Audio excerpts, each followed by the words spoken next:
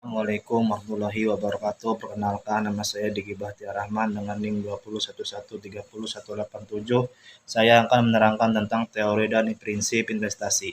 Investasi memiliki arti sebagai pembelian dan produk dari modal barang yang tidak dipakai, melainkan dipakai untuk barang produk yang akan datang.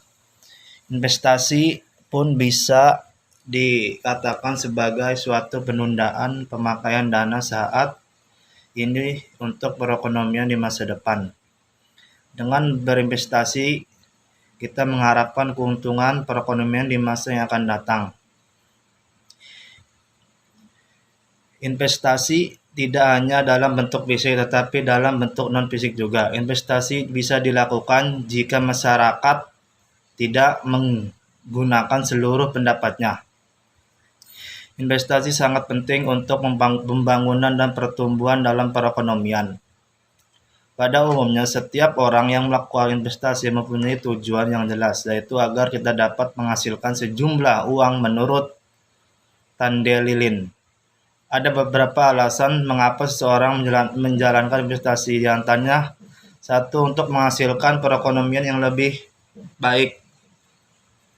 Pada masa depan, seseorang yang bijaksana akan berpikir bagaimana cara menaikkan tingkat hidupnya dari waktu ke waktu, atau setidaknya berusaha untuk mempertahankan tingkat pendapatan ekonomi yang ada sekarang supaya tidak berkurang di masa depannya.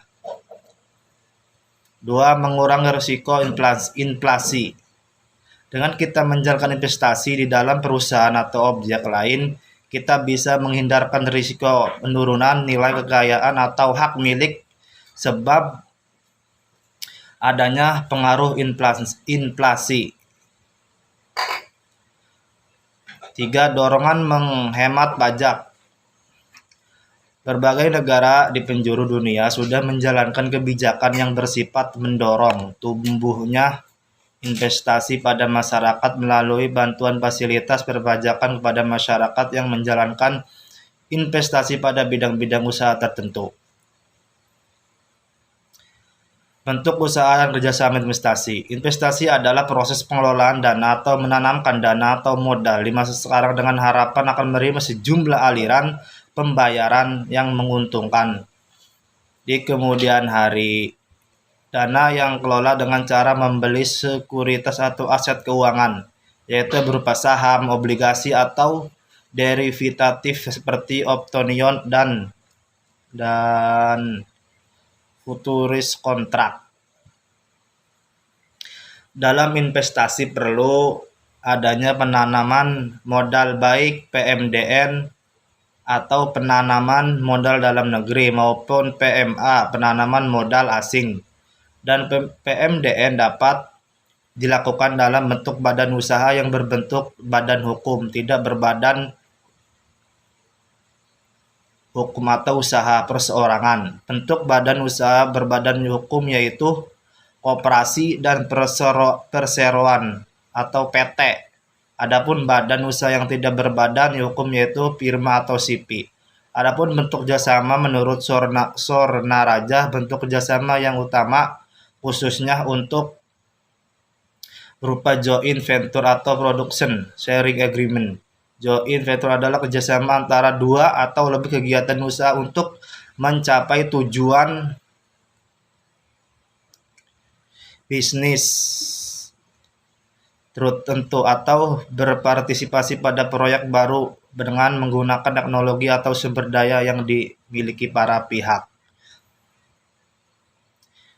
3. Bidang usaha investasi. Bidang usaha merupakan kegiatan dalam usaha yang berfokus pada sebuah produksi, baik barang atau jasa. Investasi merupakan sebuah aktivitas pengeluaran untuk menambah aset yang hakikatnya tidak hanya untuk berkeperluan masa depan, tapi untuk sebuah penanaman pada suatu kegiatan bisnis. Sedangkan penanaman modal adalah serangkaian bentuk kegiatan menanam modal yang berbentuk uang atau aset lainnya yang bukan uang dan memiliki nilai ekonomis. Orang yang melakukan kegiatan di bidang usaha secara tidak langsung telah melakukan investasi untuk masa depannya dan memperoleh keuntungan. Bidang usaha investasi menurut Undang-Undang Perpres Nomor 44 Tahun 2016 bahwa dalam bab 1 yaitu bidang usaha yang terbuka dan bidang usaha yang tertutup, dan pasal 12 ayat penanaman modal telah mengatur kegiatan bidang usaha terbuka dan tertutup. Penanaman modal bagi investor lokal dan asing, kecuali bidang usaha yang tertutup atau pemiliknya persyaratan. Sekian, terima kasih.